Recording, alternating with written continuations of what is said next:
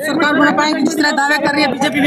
भाजपा जा रही है, कांग्रेस आ रही है। लेकिन मुद्दे इस तरह से नरेंद्र मोदी यहाँ पर आए, उन्होंने कहा कि आरक्षण खत्म कर देंगे, ये परिवारवाद था। कांग्रेस ने आरक्षण दिया, जब तक कांग्रेस आरक्षण कोई खत्म नहीं कर सकता। एक दीपेंद्र सिंह हुड्डा के बार-बार मुख्यमंत्री बनने की चर्चाएं चारों ओर है। क्यों तुम मेरे को रिटायर करना चाहता है? आप रिटायर करना चाहते हो? बीजेपी की मुख्यमंत्री वो बनेगा जो विधायक चाहेंगे और हाईकमांड चाहेगा, जिसको बनाएंगे सब मंजूर होगा। अशोक तंवर ये कह रहे हैं कि जिस तरह से आने से क्या मजबूत होगी कांग्रेस? हाँ जी, कांग्रेस मजबूत होगी। पहले मजबूत थी, अब भी यार आगे भी मजबूत रहेगी। पूरे हरियाणा प्रदेश से कोई मुकाबला नजर नहीं आ रहा।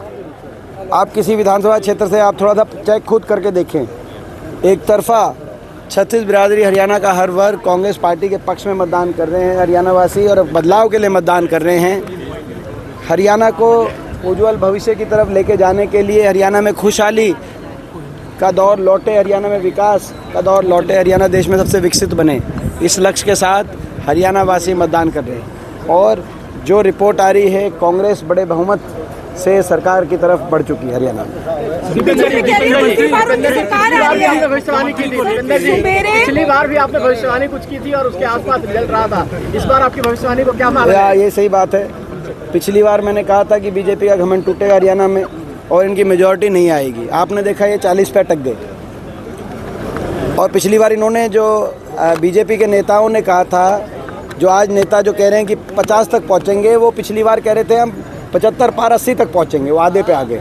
आज तो खुद ही उन्होंने रिवाइज कर लिया अपना, कह रहे हैं कि हम मेजॉरिटी से ऊपर आ जाएगी चाहे एक सीट आए। कांग्रेस को कितनी? तो अब वो कहाँ तक रह जाएंगे, वो आप अंदाज़ा लगाओ।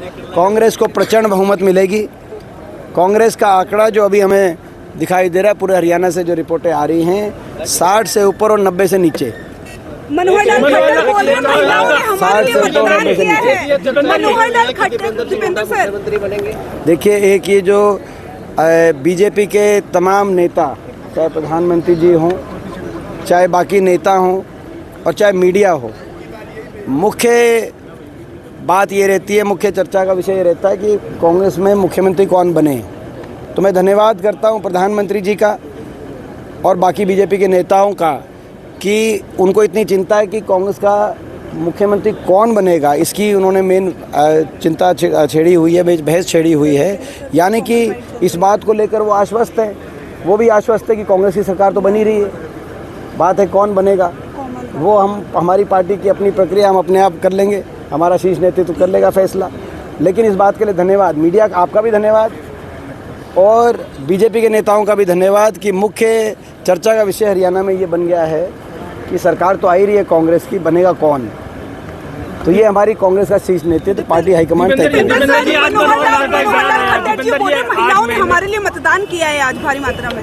महिलाओं ने, आप ये थोड़ा सा चेक करो यहाँ पे, ये जो यहाँ के गाँव के हमारी जो आप और बाकी शहर जाके देखो, आप शहर में जाके, गाँव में जाके आप चेक करो महिला किसको दे रही हैं आशीर्वाद। दीपेंद्र जी प्रदेश के मुद्दे गौण हो गए, कहीं दलित की बात, कहीं इस तरह की बातें। देखिए, आज वो मुद्दे उभर के आएंगे दीपक जी। बीजेपी की आईटी सेल ने प्रदेश के मुद्दों से डाइवर्ट करने की कोशिश करी, क्योंकि 10 साल के में उनको कुछ बताने के लिए था नहीं अपनी उपलब्धियाँ। आपने सही सवाल पूछा है, 10 साल की अपनी उपलब्धियाँ बताने को था ही नहीं, तो बीजेपी आईटी सेल ने कोई उपलब्धि बचाने की बजाय प्रदेश के मुद्दों को डाइवर्ट कर इधर उधर के मुद्दों को ले आए। लेकिन लोगों के दिमाग में मुद्दे हैं, लोग झेल रहे हैं बदहाली, लोग झेल रहे हैं देश में सबसे ज़्यादा बेरोजगारी, महंगाई, अपराध, नशा, विकास की पटरी से उतरता हुआ देखा लोगों ने हरियाणा को। तो लोग ये मुद्दे देख रहे हैं और लोग इन मुद्दों का के हिसाब से अपना निर्णय ले चुके हैं।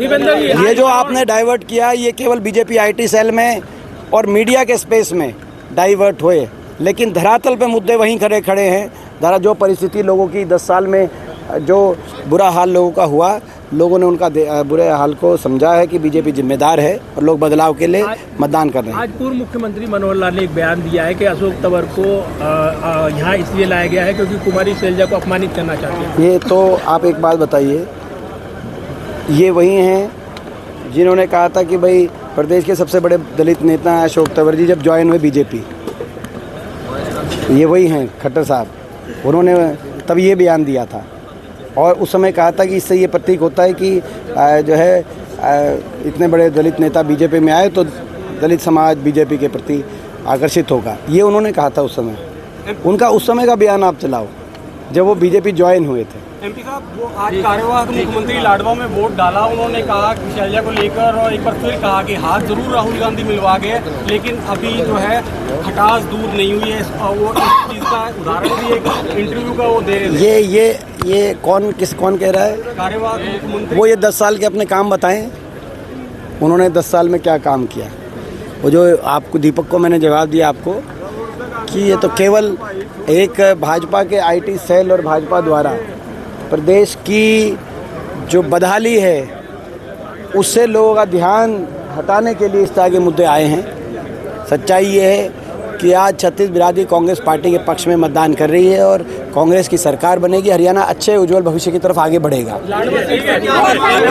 लाडवा सीट से कांग्रेस पार्टी जीत रही है, वो आपने देख ही लिया होगा। लाडवा क्या ट्रेंड आ रहा है। लाडवा सीट से ही जो मुख्यमंत्री जी वो लाडवा सीट से ही वो चुनाव में उनको जीत हासिल नहीं हो रही, आपने देख लिया होगा। ठीक है।